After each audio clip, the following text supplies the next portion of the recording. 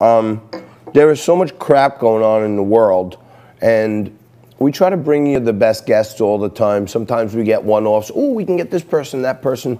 But every single week, sometimes twice a week, because she's so nice, we do it twice. I'm joined by my great friend, Xen Sams. She's a model, she's an actress, she's a philanthropist, she's a super mom. She's basically everything. And her perspective is really important on a lot of stuff because I'm a man and I think like a man, like an ape. And she thinks, a lot differently than me. And Xen, we've been talking about Kamala Harris and how she's kind of fake. And I've been saying she's just like a vessel to carry, the propaganda of Barack Obama and the Clintonistas and all this other stuff. But you saw the DNC, now you see a little of the RNC. What are your thoughts on the whole Kamala Biden thing? Oh my goodness, this Kamala Biden thing is just, it gets old, it gets repetitive, and I feel like I'm being sold, it's like a smoke screen. This Kamala Harris is a big smoke screen, and I don't buy it, I don't buy into it.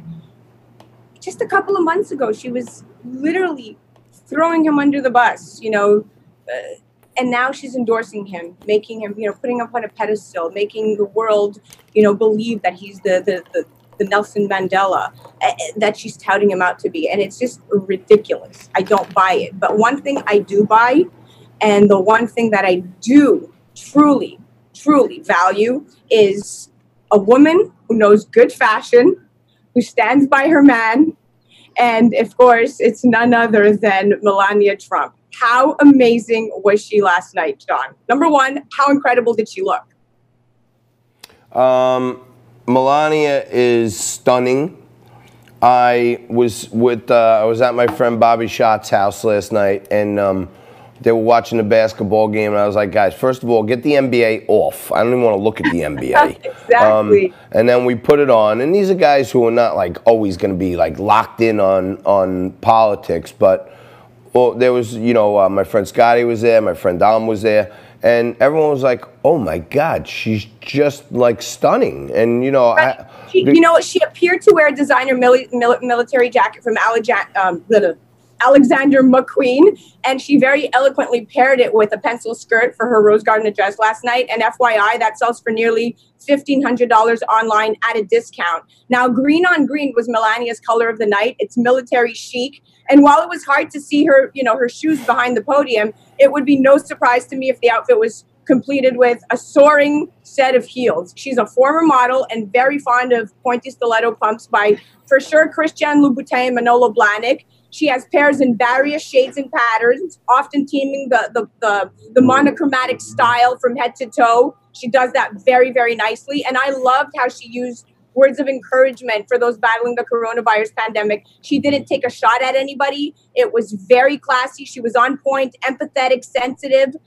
Word also has it that her speech was not vetted by the White House prior, that this was just her, and she worked with a speech therapist and a professional speechwriter. And guess what? This time it wasn't even plagiarized. So kudos, good job, Melania. I really enjoyed your speech and loved what you were wearing. All right. Well, yeah, I was watching it and I was thinking, all right, I think it's a little too long. You know what I'm saying? And I think she's going on a little too long.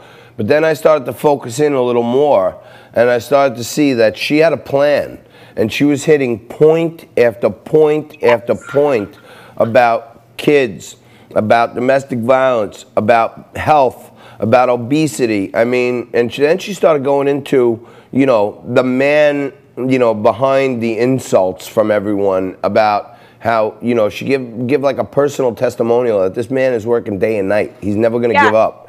And she personalized the president a little bit when everybody says that she doesn't even care about him. She kind of personalized him.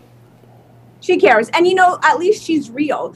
When you have somebody like Kamala Harris, the trouble with identity politics is that the color of your skin and your gender or your sexuality is no predictor of your talent. And, I don't know what the Democrats were doing when they were checking the boxes, but no Democrat stopped to ask whether Kamala Harris is actually good at running for national office. I mean, she's qualified for sure with serious experience, on all levels. But Had Biden thought about, her recent history, a miserable presidential campaign that really never made it to Iowa, she had a million issues, and he decided that she was the best fit. Phony, baloney. That's what I call. Now, I have something very interesting right up our alley. There's something happening right now, and it's another hashtag challenge, and I wanted to cover it. It's called hashtag all in for voting. Now, the question is, can star power and your state's celebrity ambassador get you out to vote? So the concept is, if you have a question about voting in your state and need a friendly face, someone famous will soon be able to basically assist you. We have, 74 days left until the November election. Amazon is preparing to release the Stacey Abrams Democracy. It's called All in the Fight for Democracy, the Stacey Abrams-led film. It's going to be streaming on Prime Video September 18th. And this takes you down a path of examination of the history of voter suppression. And it's simultaneously launching this nonpartisan hashtag all in for voting social action campaign to provide factual voting information for the masses through familiar faces like celebrities. So you're going to have influential actors, athletes, musicians, journalists, and superstars, including Gabrielle Union, Rajon Rondo, Patrick Dempsey. They've signed on to galvanize a state that hits close to home. So, for example, everybody knows Dempsey, best known as Derek Shepard in McDreamy, right, in Grey's Anatomy. So he's going to represent his home state of Maine. Gabrielle Union, she's a self-proclaimed Nebraska Cornhusker diehard football fan. She's going to assume the role for Nebraska, so on and so forth. So it's going to be interesting how we're going to get to see the public interact with celebrities. And the goal is to really ensure that Americans have all the resources they need to safely make an informed decision at the ballot box. So that's where that is at. So hashtag all in for voting.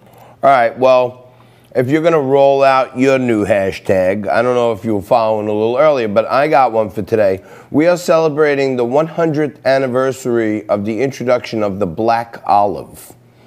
I don't know if you know, but 100 years ago this month, black olives were introduced to America. They're really green olives that are cured in a special way. And I've been feeling like I make the martinis all the time and I put the green olives in.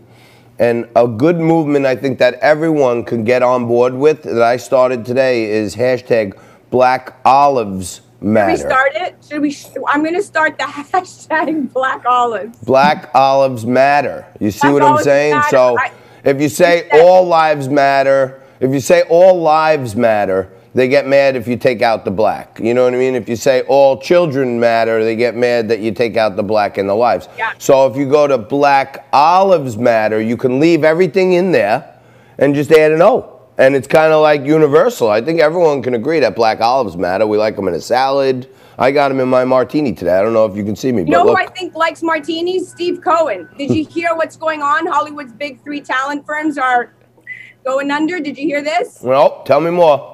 So CAA, UTA, and WME basically right now faced pandemic upheaval in every sense of the word. Steve Cohen, which otherwise known as billionaire Trump backer, is shelling out $25 million, John, to partially finance a new venture for these guys. Now, Steve now owns Hollywood's hot new not yet titled management firm. That's what's trending on the internet. There's no title yet to this firm, but he's basically taking all the most important players and rolling them into a management firm. Talk about a Hollywood tale that's not so liberal. So the scoop is that the four top CAA agents, John Wingham, Dave Bugliari, both co-heads of Motion Picture Talent, and Michael Cooper and Mick Sullivan, informed CAA just a few days ago that they were exiting immediately for a new venture. They were not alone. Several more high-powered reps and a web of friends and former colleagues, including UTA's Susie Fox, Mackenzie Russo's Lucinda Moorhead,